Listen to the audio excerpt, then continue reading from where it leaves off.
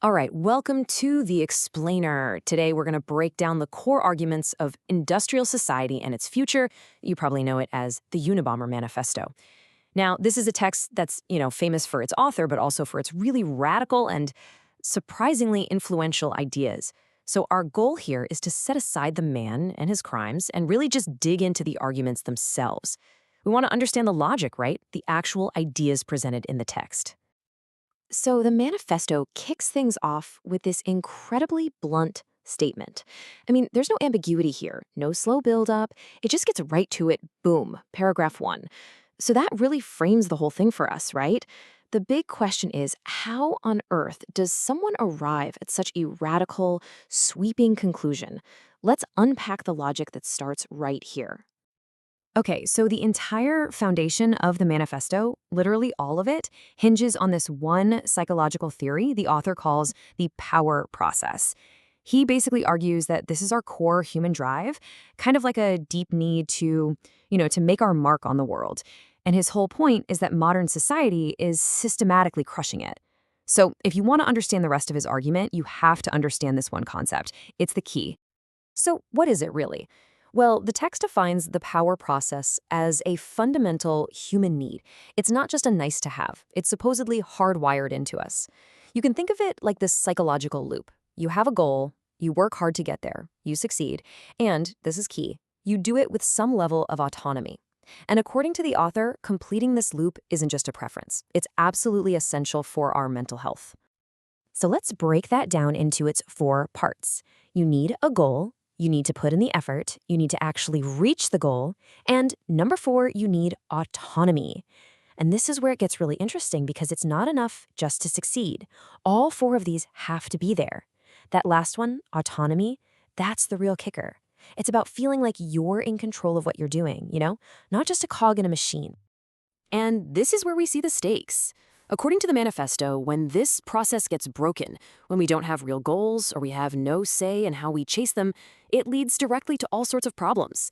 We're talking boredom, demoralization, low self-esteem, depression, basically all the psychological suffering the author claims is just rampant in modern life. Okay, so if the power process is so vital for us, how is industrial society supposedly disrupting it? Well, the manifesto's answer comes down to one key idea, something it calls surrogate activities. You can think of a surrogate activity as, well, a substitute for the real deal. It's an activity we chase after, not because we actually need it to survive, but because our brains are just desperate for that feeling of purpose, that feeling of striving and accomplishing something. And the examples the text gives are pretty surprising. We're talking about things like scientific work, athletic achievement, climbing the corporate ladder, making tons of money, even social activism for issues that don't personally affect you. The author's really provocative claim here is that for a lot of us, these aren't our true passions. They're just artificial goals we've made up to scratch that psychological itch that the modern world leaves behind. So here's the crucial point the text is making. For most of human history, right, the power process was just survival. Getting food, building a shelter, protecting your family, those were real, meaningful goals. But today, in our industrial society, well, survival is basically handed to us by the system. We just have to show up to our job and do what we're told. And from the author's point of view, this creates a huge psychological void, a vacuum that we're forced to fill with these, less satisfying surrogate activities. So if society is pushing us towards these kind of empty activities, the next logical question is, well, why don't we just fix it? Why not reform the system to give us more autonomy? According to the manifesto, that's impossible because the system itself is the problem. And this is what the text sees as a completely unwinnable fight. You've got technology on one side, which is this powerful, relentless force. Every little advance, a new phone, a faster car, it always seems like a good idea at the time. But on the other side, you've got freedom. And that's, well, it's just an abstract idea. We lose it bit by bit in tiny little compromises we barely even notice. So when these two go head to head, the manifesto argues that technology is always going to win. And to back this up, to really drive this point home, the author introduces 5 principles of history. This is basically his attempt to prove scientifically that you can't reform the system, that society is this wild, uncontrollable force that we can't steer. And here they are. The logic is kind of like a domino effect. The text claims that if you try to make small changes, the system just swallows them up. They don't last. But if you try to make big changes, well, that's just as bad because they have all these crazy, unpredictable consequences that you can't control. You can't just design a perfect society on paper, the argument goes, because society is more like a living thing that evolves on its own. So after laying out these laws, the author comes to a pretty stark conclusion. Reform is off the table. The only option left is revolution. Yeah, and this quote really sums it all up, doesn't it? You can't get rid of the bad parts of technology and retain only the good parts. The idea here is that technology is one big interconnected system. You can't have, say, advanced medicine without the factories that might pollute. You can't have the convenience of the internet without the potential for surveillance. It's a package deal. You take it all or you leave it all.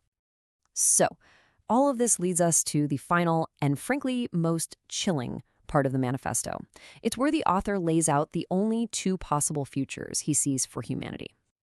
So this really begs the ultimate question, right? If the system can't be fixed and technology is this runaway train, where is it all headed? Where does the train finally stop? Well, according to the text, there are only two possible destinations. And here are the two futures laid out in the manifesto. It's a stark choice. On one hand, if the system survives, it's going to have to gain complete control over human behavior. We'll become, in the text's words, engineered products. Our own biology and psychology will be tweaked to make us fit. But if the system collapses, yeah, that's going to be very painful too. But the author argues that's actually the better option, because the longer we wait, the bigger the system gets and the more catastrophic the crash will be. And here's the really subtle part.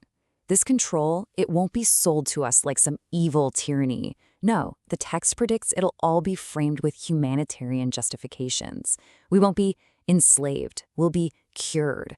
Any behavior that's inconvenient for the system, things like depression, anxiety, a rebellious spirit, all of that will just be redefined as a medical problem, a sickness that needs to be treated until we fit nicely back into the machine. And this quote, this one really just nails that grim prediction. In the future, social systems will not be adjusted to suit the needs of human beings. Instead, human beings will be adjusted to suit the needs of the system. I mean, think about that. It's a complete flip of everything we think progress is about. Instead of technology serving us, we will be modified to serve technology. And so that's the core dilemma the manifesto leaves us with. It presents this brutal black and white choice. Either we go back to wild nature or we become an engineered part of the machine. And the really uncomfortable question it forces you to ask is there another way? Is there a third option? Or are we really stuck with that choice?